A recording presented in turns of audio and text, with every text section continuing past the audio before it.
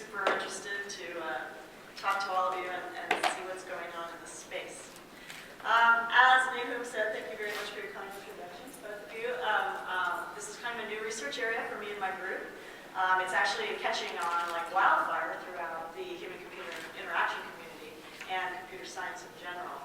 I'm going to give you a little bit of a taste for, hopefully, my computer will wake up, for where we're going. So in terms of the agenda, I think we probably need to switch the slides out. Thank you. In terms of an agenda, I'm going to talk about why we chose to start doing research in this space, and then I'm going to talk about some particular applications that we've developed over the last 3 years to look at your moods and mood tracking, and then I'll close with where we're heading next. Sure. Okay. Basically, emotional health plays a real fundamental role in our global fitness, if you will, our global wellness. And this has been recognized by the World Health Organization. And understanding our emotional habits is probably key to living a better, healthier lifestyle, meaning reduced stress, and I'll talk about the link between stress and obesity in a minute. And a lot of people are focused on fitness and try to work fitness into their daily lives, but very few people think about their emotional fitness.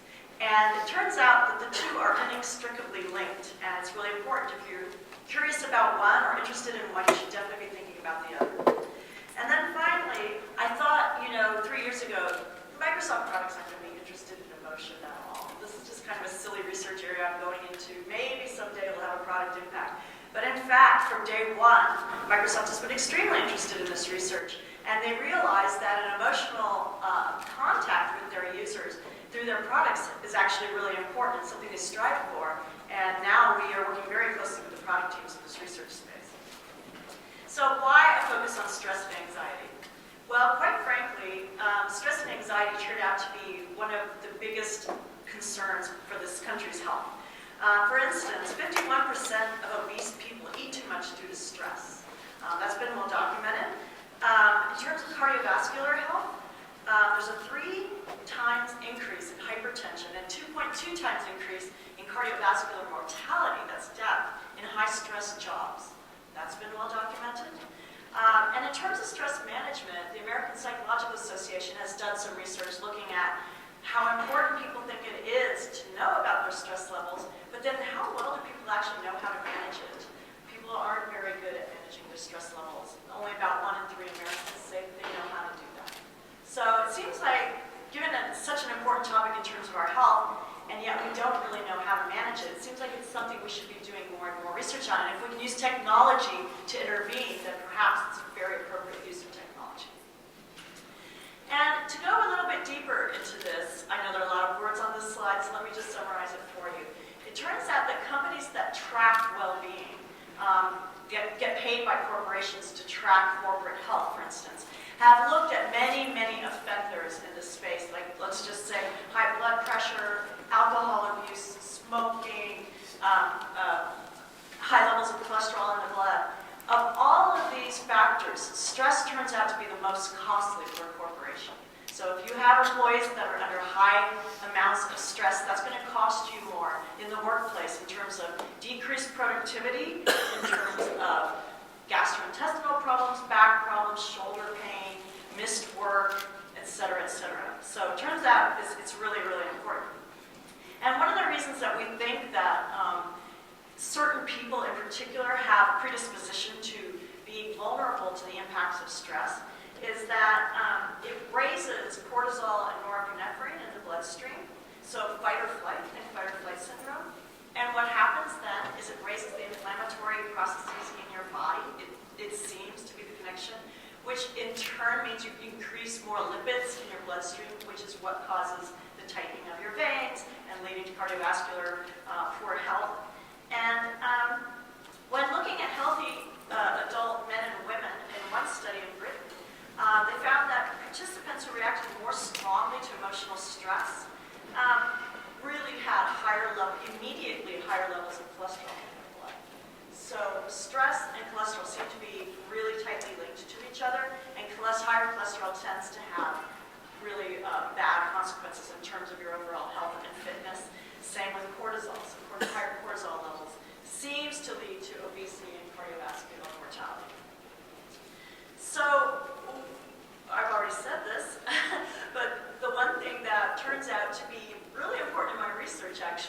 something I'm the most interested in isn't actually the heightened levels of chemicals in your bloodstream, but actually the fact that you make poor decisions when you're under stress. This is something that every executive in the country actually needs to be worried about.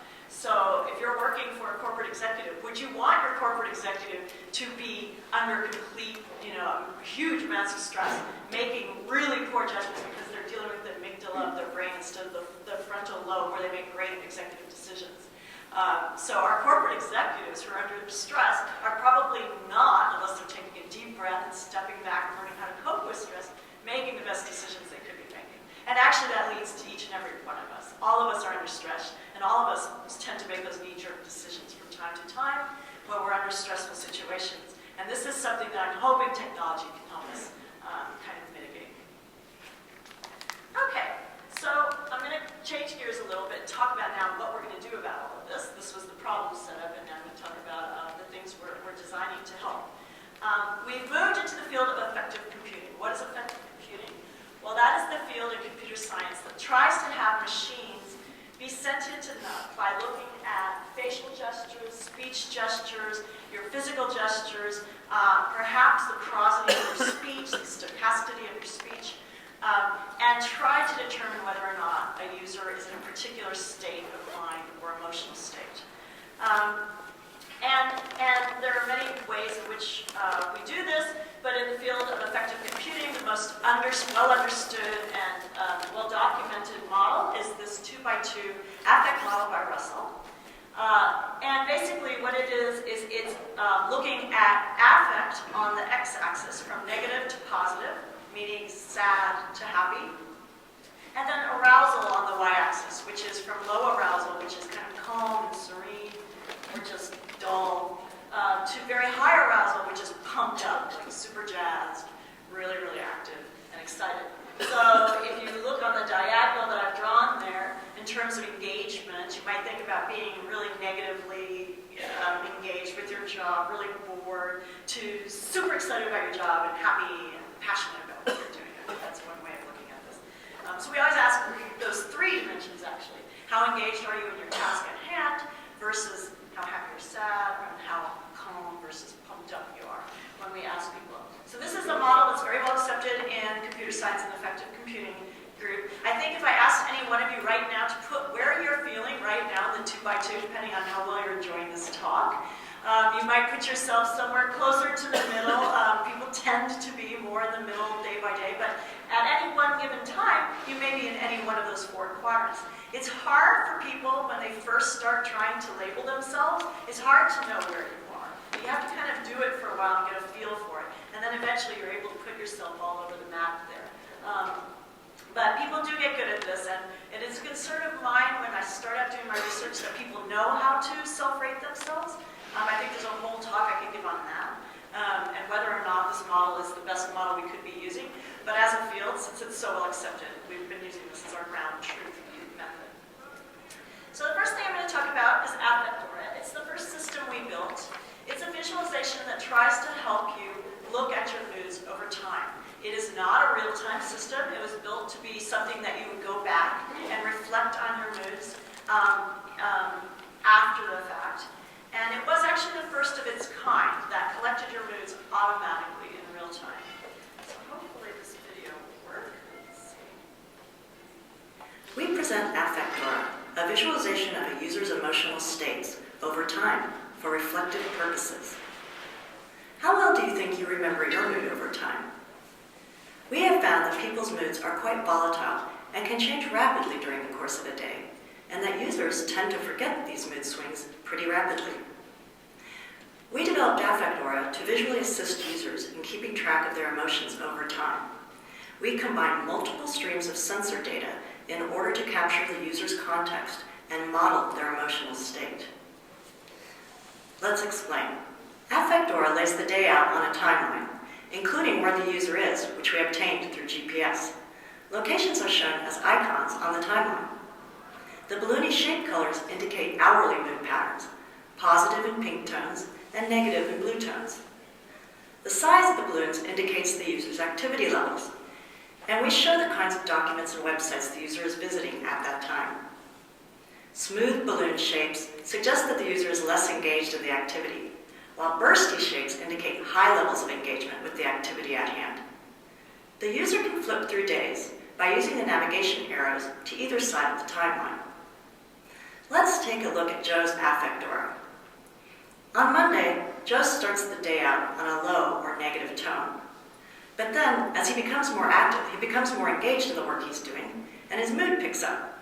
By the time he leaves the office, in fact, he's in a better mood. Let's compare that to his day on Tuesday. Tuesday starts out extremely busy, and he seems happy as he works. However, after lunch, it appears as though Joe is working very hard, but his mood has soured. Affect aura allows Joe to take a look at what happened to trigger this mood swing. Looking over his day, we can see that at about 1 p.m., it appears as though Joe received a nasty email from a colleague. This must have triggered a negative mood swing that seems to have impacted the rest of his day. Affect aura can be used to go back in time and reflect on what patterns of behavior lead to happy or sad outcomes. A user study showed that users found affect aura to be useful for reflecting on and remembering mood swings over time and what triggered them. For future directions, we intend to go mobile and wearable in real time. We'd like to use fewer sensor streams, but we think we need to add heart rate. Application areas include detecting emotional states like happiness, stress, anxiety, frustration, and depression. And we'd like to leverage fabric and social media as outputs for these mood detections. I think we can all agree that emotions provide the spice of life. But how well do you think you remember your emotional mood swings over time? Okay, so that was affect aura, and very briefly, I think you saw in the video, all the sensor streams we were using to try to figure out what a person's mood was. It was 7 sensor streams, and the reason I think that we were able to get as highly accurate a tracking of mood as we got was because we had so many sensor streams. So even your posture, we were using the Connect to collect data about how you were leaning into the computer when you were working at your desk. That turned out to be a really interesting sensor in terms of indicating how excited or pumped up you were about your job. So it's great when you can collect all that data about a person. You can get really good inputs as to their mood, but it's not practical in the long run in terms of tracking a person's mood throughout the day. We were really good when they were at their desks. We were less good when they were out and about. So the stuff I'm going to talk about now, we decided to go real time and to look at the kinds of tracking we can actually do while you're mobile. So the first application area we decided to look at was emotional eating. We actually had an intern come in last summer, and she actually thought she was an emotional eater, and she thought this was a huge problem for her, and she really wanted to know if there was something we could do with technology that would help her to lose weight. This was actually a really hard problem because not only did we have to detect the kinds of emotional triggers that would motivate someone to go eat, we also had to try to figure out how to do that automatically. And then thirdly, and this is a part that is still a huge research problem and issue for the community and has not been resolved yet, is what are the emotional interventions that would actually help just in time before they go and eat, right? I am not going to say that we fixed that problem. We tried one solution that I'll describe in a minute. So to start this, we always try to motivate our technology products through user studies and through showing that there is a real issue here that we're trying to resolve. So we did a big Mechanical Turk study. Does everyone know what Mechanical Turk is? Raise your hands if you know what Mechanical Turk is. Okay, a lot of people don't. Mechanical Turk is basically a bunch of people out there in the world. It's called crowdsourcing, where they've signed up for pennies, literally for pennies. They will do a task for you, any kind of task that you put out there. And usually they're very little tasks. In this particular case, we just asked people, do you emotionally eat? And we threw in a couple other questions, some test questions to make sure they were telling the truth. And it turns out that when we tested 300 US Mechanical Turkers, about a third of those people said that they eat for emotional reasons, not because they're hungry, but for emotional reasons.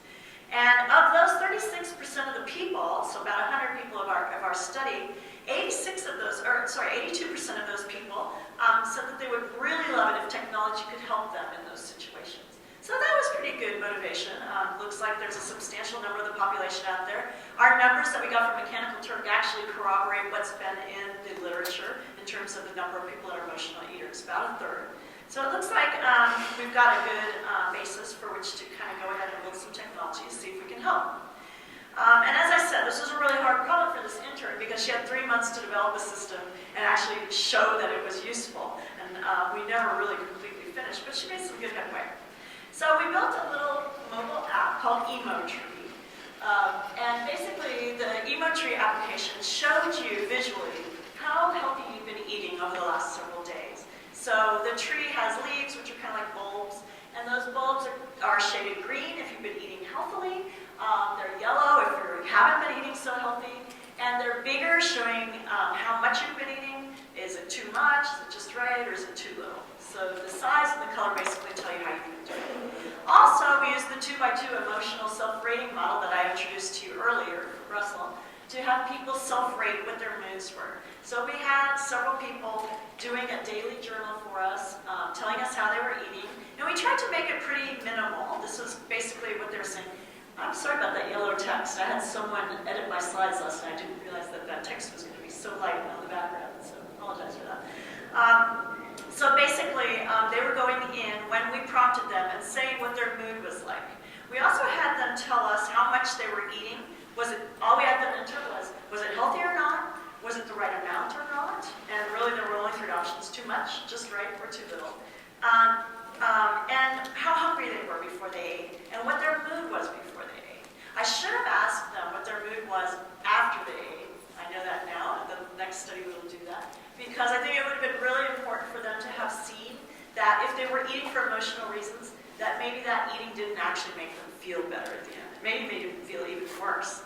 But we asked them how they felt before they ate, because we were trying to look for those triggers that forced them into an eating situation. So what did we find? Note that there is no automatic technology in play yet. We're just looking at how people emotionally eat, how emotional they were when they eat. There was lots of individual differences, and we expect that this is going to be true in the general population as well. 6 of the 12 participants predominantly reported that they were stressed out when they ate. So just as the literature has said, stress leads to bad decisions about eating. In fact, I think it's almost an automatic response for some people. They're stressed, so they grab for a donut, or they grab for something sweet or something salty. There was very little eating, or at least reported eating, we only know what they reported, when people were in a calm or serene state. We did see people eat when they were happy, and in the next study we're actually going to be asking, are there other people with you when you're eating? Because my guess is that people were eating or reporting they were eating when they were happy because they were in a social situation. And so that's a good thing, that's not a bad thing. Here's an example user. The small dots are when they emotionally ate throughout the day, and the large dots are the emotional ratings associated with eating. Sorry, so the small dots are just their emotions throughout the day, and the large dots are when they self-reported that they emotionally ate. And you can see this user is very typical of the 6 of the 12 users that we had, where mostly it's in the negative side of the 2x2 model. So very little eating when they're happy, although there is one big dot. She was eating when she was kind of happy. Most of the time she was eating when she wasn't.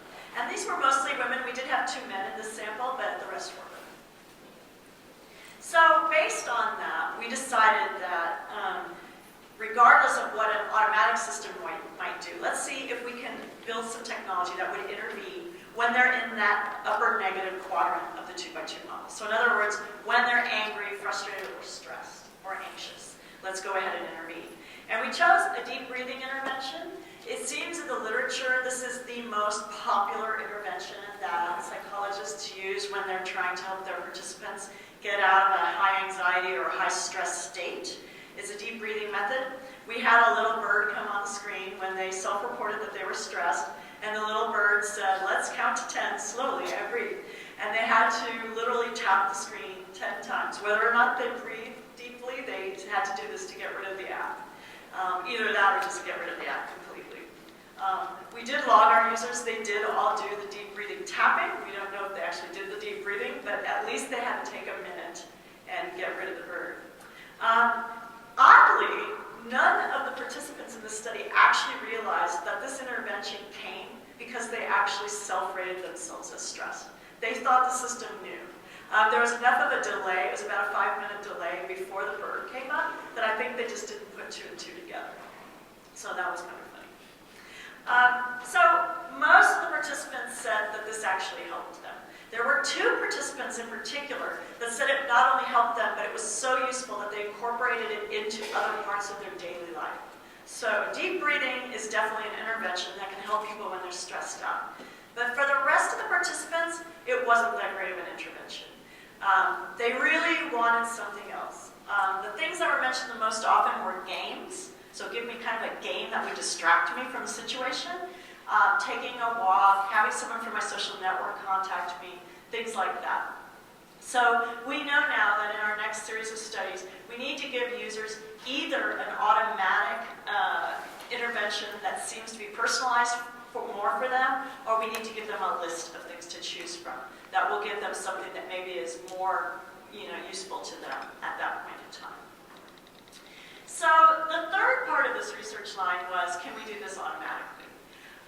We were trying to be super creative. There are many, many items out there, wearables, wristbands, and whatnot, that you can wear that can look at your arousal levels. Galvanic skin response is basically what they're checking, your sweat levels, basically.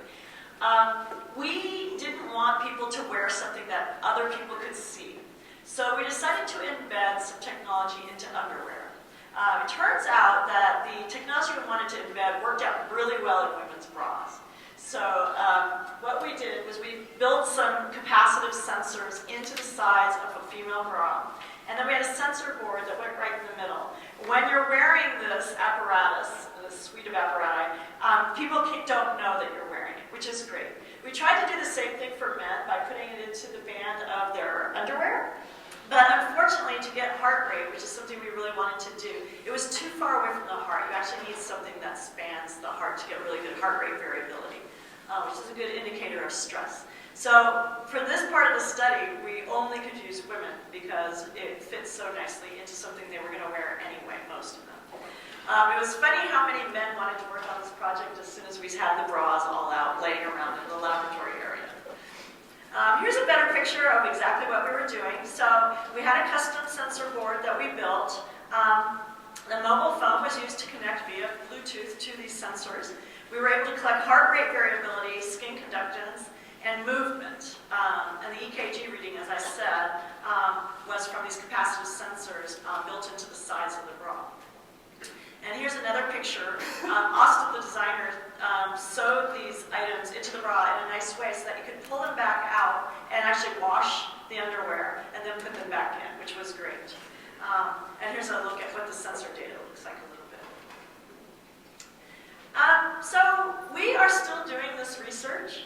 We were able to collect enough data from the women who did that initial part of the study when they wore the bras that we were able to do a machine learning classification of their signals into triggers that lead to emotional eating. We've collected all that data now and we have the model built. So the next phase of the study is to actually have them wear the sensors and then to intervene at the appropriate time. That part of the study still needs to be run. The other thing that still needs to be done is this research into which interventions are actually going to help them from eating. And as I said, our first pass is going to be to give them a menu of 7 different options, including your social network, including taking a walk, stretching, deep breathing, watching a game, watching a video, listening to music. We're doing 7 different things. We'll see what people gravitate toward, and what seems to work, if any of them. We also have a hypothesis that what you like as an intervention may change over time. And so we're very curious to see how long a particular kind of intervention is interesting to someone and useful. The social network is kind of an interesting angle to this. It has been shown by research that's been done down at Berkeley that the social intervention is the best intervention when people are sad or depressed. For emotional eating, the mechanical Turk study we ran, we asked people, would you like your social network to intervene if you were in a state where you might emotionally eat? Turns out in that study, people said no, they didn't want their social network to intervene. They actually wanted anonymous people to intervene, people like them that might overeat for emotional reasons. So it'll be interesting to see whether or not the closed social network is something people opt in for or not. And that still has to play out. But it's been a fascinating line of research, and I'm super excited about the next study and to see where it goes. Okay, any questions about that phase of research? I'm going to shift gears shortly. Yes? Have you tried, I saw you have 7 possibilities. Have you tried also talking to Siri or the like? No, we haven't tried that. You could certainly do so. And the like, I mean, there are Yeah. alternatives, yeah.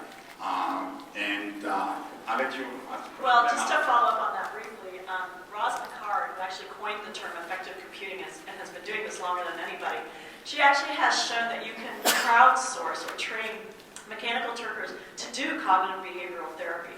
So if someone is suicidal or really, really depressed, you can actually have them go out on the web, enter something, and have the crowd respond in an appropriate way, in a clinically appropriate way. So it's absolutely possible that you could crowdsource that or have an agent that would respond appropriately. The other thing, from my experience in social media, not all community members that people are connected with are alike. There are people that come closer, there are people are less close. Yes. And I think when you were talking, I thought about myself. Yeah, I would like to say something to people I feel close on my social media group. So maybe we should treat the community as a heterogeneous object rather than like one size fits all. Oh, absolutely. Yeah. In this case, it would only be your 3 closest social network buddies, your innermost social network, and they have to opt in as well. So you have to say, these people can contact me, and they have to say it's okay for the system to contact them. So it's a really inner circle. Especially using mechanical Turk, there's a lot of sampling biases. For samplers? Sampling biases. So I think there are communities for which this is applicable. Yeah. The question is how applicable is this to the population at large? Yes, absolutely. And you can do all kinds of things to make sure the mechanical Turkers you use are the mechanical Turkers that you want to be using, right? So you can screen for things. It's great. Great work. Are you exploring whether when somebody hits a blue point or something that they get up, walk around, go to the water cooler, or have a smoke? Yep. That's being captured as well? That's going to be in the next study. That's going to be the suite of options. Because I think getting up and taking a walk, actually, all the research shows that the longer you sit, the worse it is for you, right? So just getting up and taking a walk is a huge health benefit for many, many reasons. Thank you. Yeah, thank you. I want to thank you for finally giving me an explanation as to why my body weight is. Why we all have it, actually. This is not a field that I really know much about, but as you were going through this, I'm beginning to think about applications other than, kind of cheering you up when you sense you're down. And, with all the terrible things that have been happening in some of the public places with the shootings and stuff, it occurs to me that if you truly can make non-contact kinds of sensors, either voice stress or visual, this sort of thing, and use that as kind of a screening tool, in terms of people entering public places and being able to pick them out. And also, I mean, certainly in the law enforcement and forensic community, stress has been used as a way of determining this sort of thing. But the idea of having some of this research in terms of the sensor impact, especially the non-contact, non-invasive stuff, seems to me to be really broad, although the idea of kind of getting in front of my computer and saying, Stuart, you don't look happy today, let me cheer you up, that kind of freaks me out. So. Yeah, the big brother part is a little bit something to be worried about. Maybe we should require all gun owners. Yes, before you buy it. Right. Or before they buy the ammunition. Right. I worry about our political situation. I think back to the Cuban Missile Crisis, which was probably one of the most stressful incidences in my memory. And according to your thesis, that's the time when poor decisions are made. Correct. Yep. Correct. So yes, I'm actually working with someone who works with corporate vice presidents, exactly for those kinds of reasons. Because you can steer a ship in a bad direction if you're under really undue amounts of stress. And the idea here is to use technology to get those people, when they're in that situation, to back off a little bit. We call it getting on the balcony and looking at the situation from a way different level. In the emotional eating situation, it really is to distract you, to get you out of the dinosaur brain and into the frontal lobe where you're making better decisions about eating. In the executive decision-making kind of perspective, it's really more about getting out of the dinosaur brain so that you can run the company better. And I think it has many, many health repercussions to boot in terms of longevity of life, happiness, overall happiness, et cetera, et cetera. Real briefly, I'm going to talk about doctors. Think about another kind of stressful situation, oncologists. So I was giving a talk the other day at University of Washington, and someone in the audience was working with oncologists, and actually the director of oncology at University of Washington, and Fred Hutchins Cancer Center. And he was like, this is brilliant. We don't know how to teach doctors how to be empathetic. And in fact, we think they screen purposefully to be doctors in oncology because they're not empathetic. They can, go into the office every day and hear these horrible stories and give horrible news to people, and it doesn't bother them. So, can we use technology to help train doctors to be more empathic with their patients? It's not taught in medical school. Apparently, what happens with doctors during training is they get one feedback during their training sessions. It's during a live session with a patient.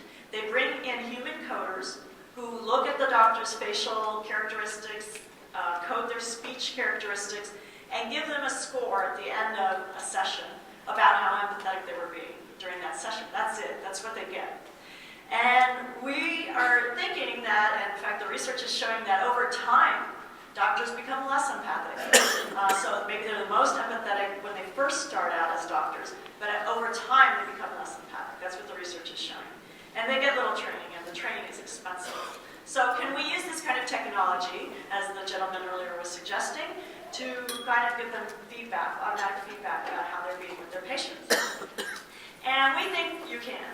So we have built a system into Skype called Honest Signals. There's a professor at MIT, Sandy Pentland, who came up with this idea. It's based on biological signals that all animals, including us, automatically give off to each other and get reciprocated.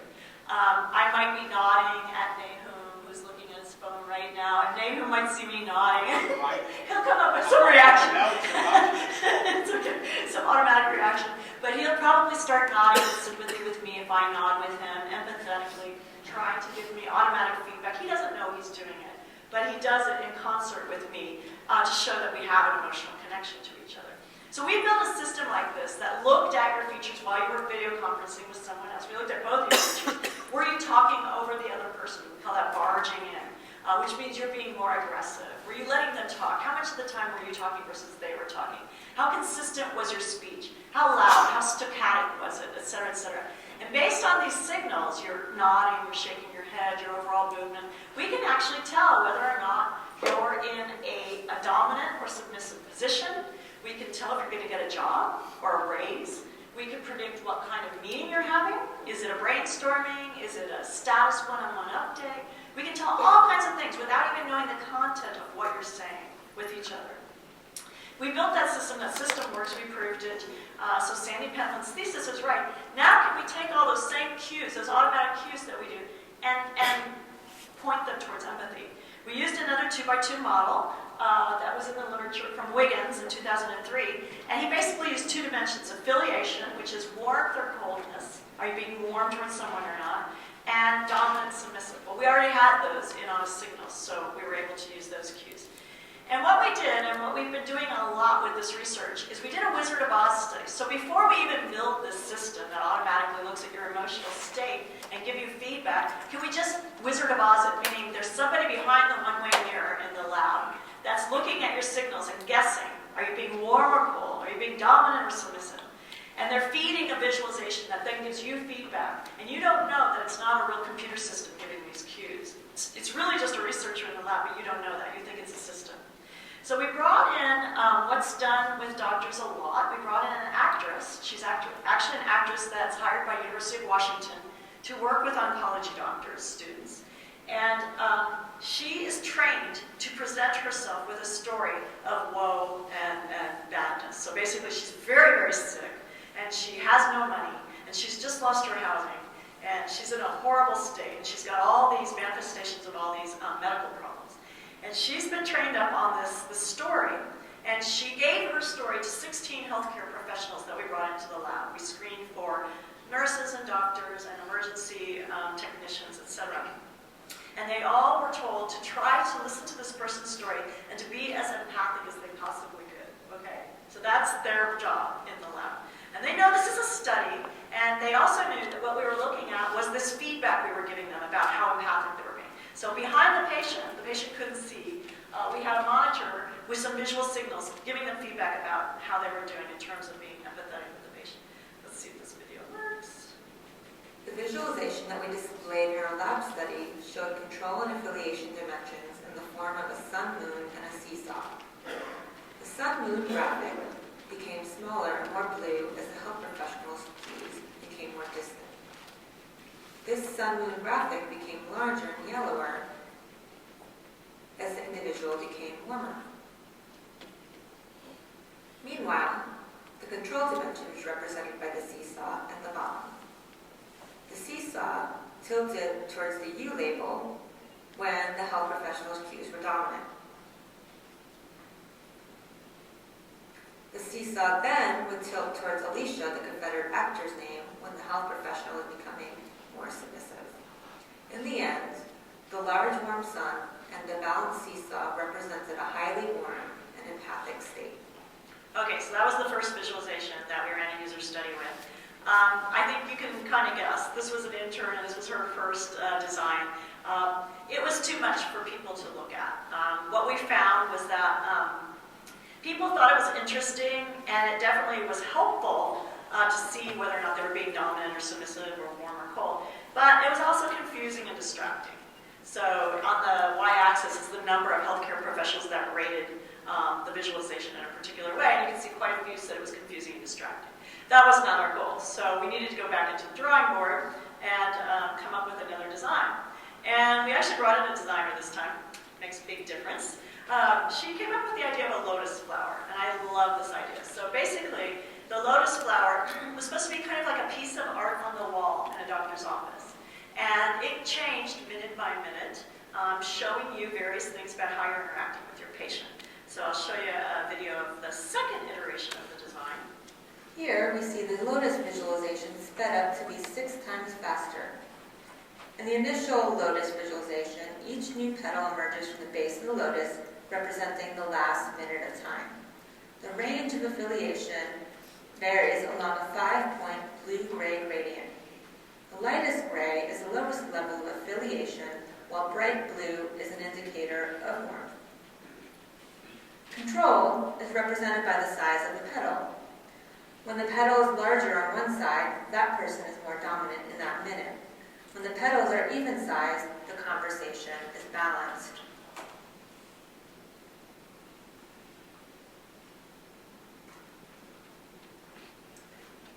Okay, so that was the second iteration. We showed that to some people. We got some feedback that the coloring was all wrong. That blue just seemed cold all the time. So we went ahead and redesigned it again. The final visualization we showed users was an iteration on the lotus. Again, this video is sped up to be 6 times faster. We decided to use 2 obvious colors at either end of the affiliation spectrum. Bright blue represented distance, while bright orange represented warmth, while muted versions of those colors were in between, and gray was the neutral center. We also updated the last forming petal at the bottom in real time. So that one tested much better. We brought back in the same healthcare professionals, and we didn't bring back the actress. In fact, what we did was we showed them the lotus flower visualization while they watched their interaction with the actress from the first time they came into the lab. So basically how they were responding while instead looking at the lotus flower growing in real time.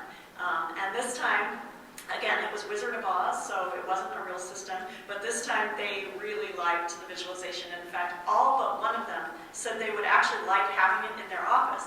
One doctor said that since they always look at the clock anyway, it might be really nice to put it on the face of the clock, actually. So that's very practical and reasonable to me. But the nice thing is that the patients don't even see it, or if they do see it, they think it's a piece of art on the wall. They have no clue what it's telling them. We are now, in the next 2 weeks, actually going into the oncology department. We've actually built the real system. It actually works automatically now based on doctors' real communication and facial movements. And we will be testing the actual oncology doctors with this visualization for the first time. We have no idea if doctors are going to like this or not.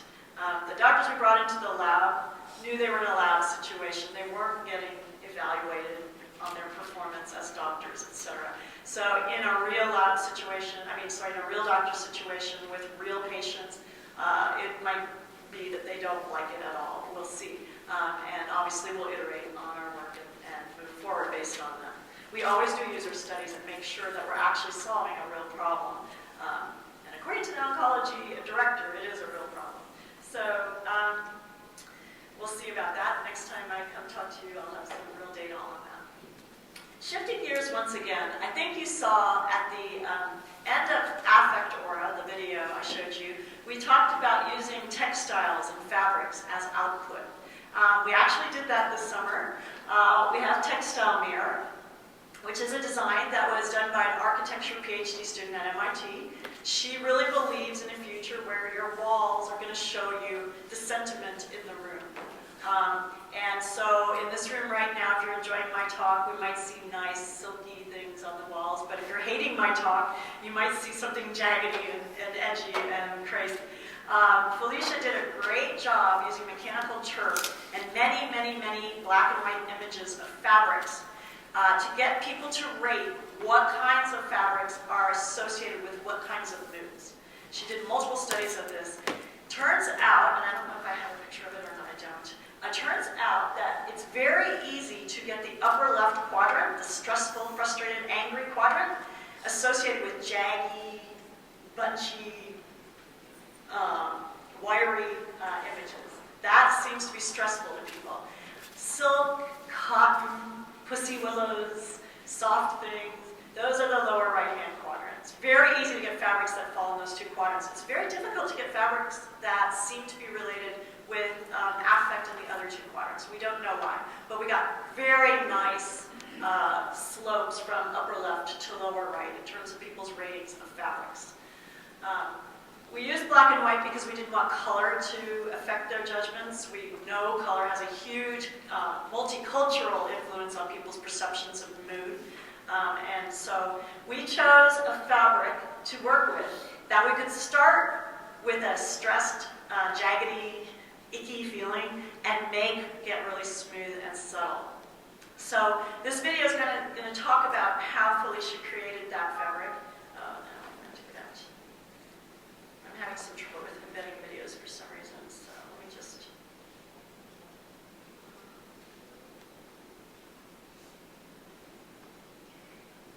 go to the videos. This.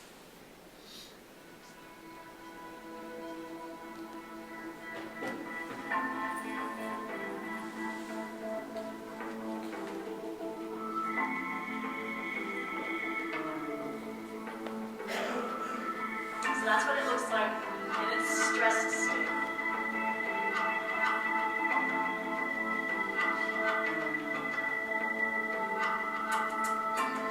This is how she put it together. It's put together with felt, which is soft and is associated with positive moods.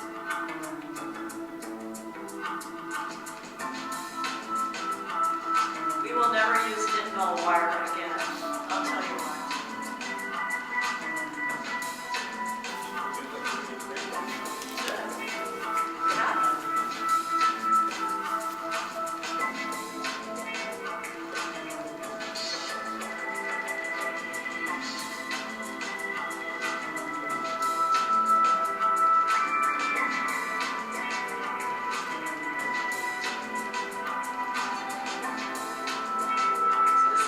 Stressed state right now.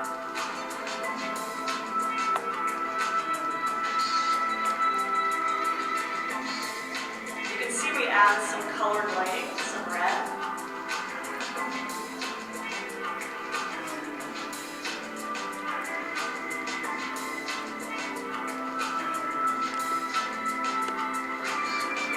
Okay, so what we did was we had users come into the lab and psychology papers that had done something like this to get people into a stressful state. I had them think about a moment in their recent past where they were really, really stressed out. I had them remember that. And then I had them for 5 minutes just write about it. So this wasn't anything we were going to collect or look at or anything, and they were told that. They were just supposed to write about it. They were supposed to get back in that moment. They were supposed to relive it, think about what they saw, what they heard, what they were wearing, what the weather was like, everything, just everything about that stressful moment. After 5 minutes, we had them self-rate what their mood was in the Foursquare. And all of them self-rated in the upper left quadrant. And then we turned them around and we had them look at the textile mirror, get very angry. So basically it would be flat and then it would scrunch. And the thing about the nitinol wire is it gets really, really hot. So actually it would have combusted into flames. So we had to turn a fan on, and the fan would get really, really loud. So this thing would start scrunching, and the red light would come on, and the fan would come on, and it was very dramatic. And people would watch it, and it took about 3 minutes for it to scrunch up completely into its most stressful state, and then relax back into just a flat piece of felt. And after 3 minutes, we had the users self-rate themselves again, and they all self-rated to the right and more positive at the end of the whole experience. Now, the passage of time could have been what made them self-rate in a more positive way, but when we asked them, it was actually watching the textile mirror flatten out. Some subjects said it was like a fishbowl effect. Some subjects said it was just the mere experience of watching something change so dramatically that got them out of the state. Whatever it was, it seemed to work. But as I said, we will never work with nitinol wire again because it was just too hot and too hard to deal with. So we have lots and lots of other ideas about how to use servo motors and stuff like that to do something very similar. People did say, they had very interesting ideas about how you might use something like this. One woman said she wanted it in her bedroom so that before she went to bed at night, she could look at her mood, and if she was stressed out, she would get up and go do something until she could calm down, so she didn't waste time in bed. Other people said it'd be really good to have it in a doctor's office or a dentist's office. An emergency room was brought up. So people definitely got the idea of it and enjoyed it as a playful kind of concept.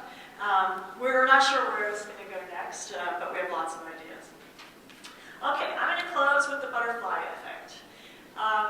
Basically, the designer and I are very interested in externalized, actuated ways of indicating your stress level. As you'll see, some people are very uncomfortable with this.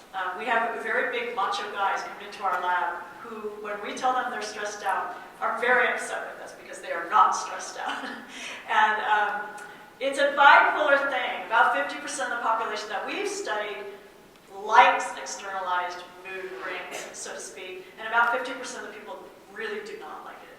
So it's definitely controversial. I'll show you the first thing we did, which was the butterfly. The butterfly flaps its wings based on your mood. It does take inputs from sensors to actuate. We tested it in many, many different scenarios.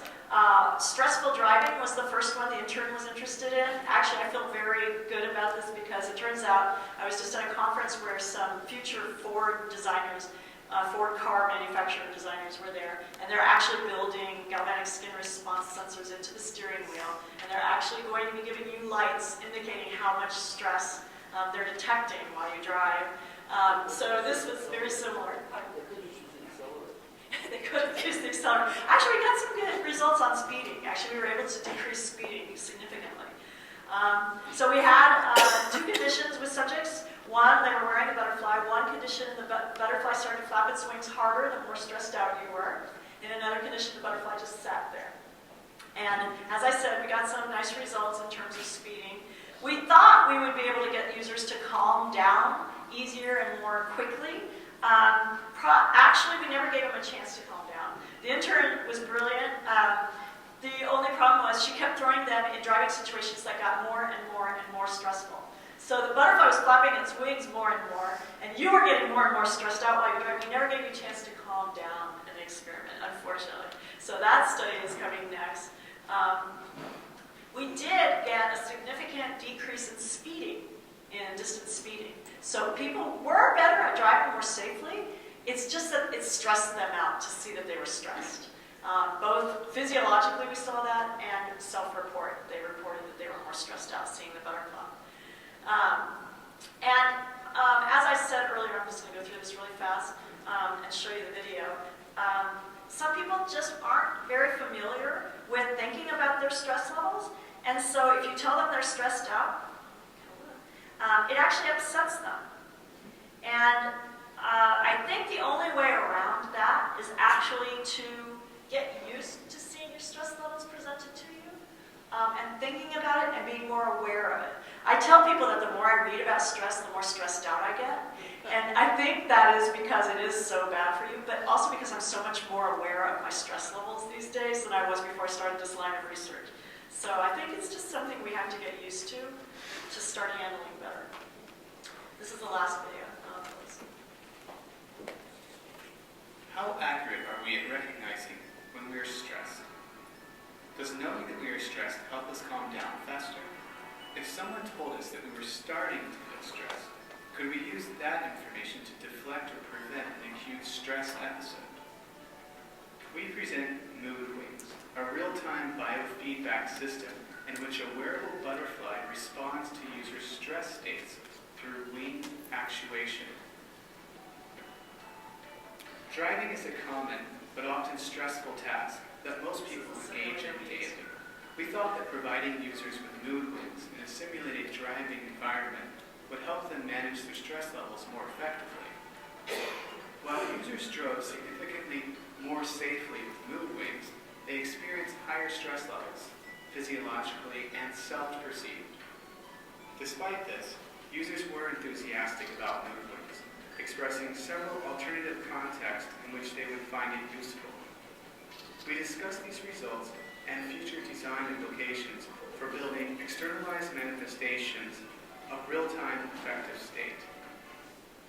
Okay, so we now have a version of that looks like a dragonfly. And it flutters its wings in a much more variable way than that butterfly was able to do. It can actually flutter, it can just flap very slowly, it can flap just a little bit. So we can actually be more subtle about the things the wings can depict for you. And we actually are playing with many, many other form factors. We actually think just a haptic form factor that maybe taps your shoulder or vibrates on your leg might actually be just as good, if not better, because no one would have to know that it's there. Given that about 50% of the population really hates an external manifestation of mood, we have to go to something that can't be seen by other people, that can only be felt by you. So with that, I think I'll close and take any more questions that you have for the second part of the talk. Thank you.